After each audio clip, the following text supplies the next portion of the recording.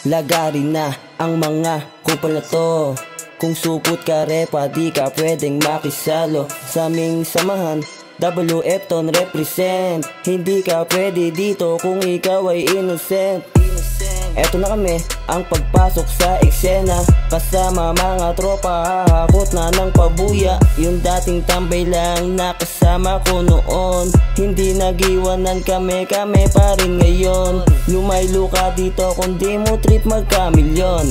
Ginagawa na namin lahat para kunin yon.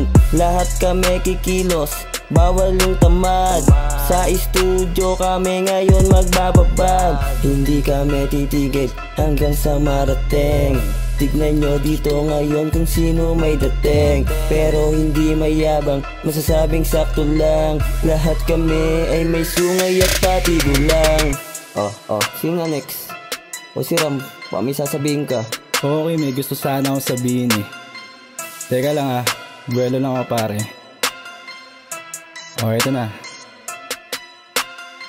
Ako naman nabibenga, kasama ang mga tropa.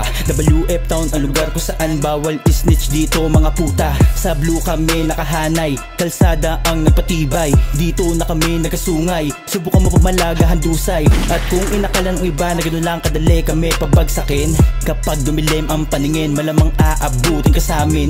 Tapos na kami makipaglaro, diskarte na binubuno. Making money damn I hope you know. Malamang hindi kasi slow. Sa mga naging kuya, sa loob o labas kamusta. Sa mga aral na napulot namin, ginagamit namin ngayon na sandata. At dun sa mga tao na sa amin ay hindi bumilib, pakyo kayo wala kaming pakilagari pa rin hanggang sa matulig. Estrad, ikaw na. Tangina, sabog ka na naman. Binatil yung pilyo, tawag dila sa'kin Dars. Patas ang diskarte pero balang araw merong cars. Milyones sa'king utak, isip plano paano makuha. Pag nakatapik, mga haters tululuha. Sa woodpecker to na pino, kaya alam mo na real. Daming kupal sa paligid pero eto kami still hustling. Diskarte kahit na tanghali. Dumaan mga hood boys, leeg nila na bali. Di pinansin bitches kasi meron na siyang lamat. Trippin lang sa heri kasama si Becca mag-amat. At abang kami sa bog, inom alak, pulutang pizza. Bingo na ako pero si Becca naglo-load pa. Ang lakas ng tama pero kayang sumabay.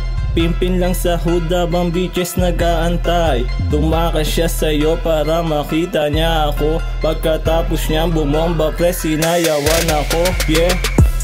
Tangina, inis na naman sila sa atin yan. Ganun talaga yun nga yung plano natin eh, di ba? Matik, utat na naman sila.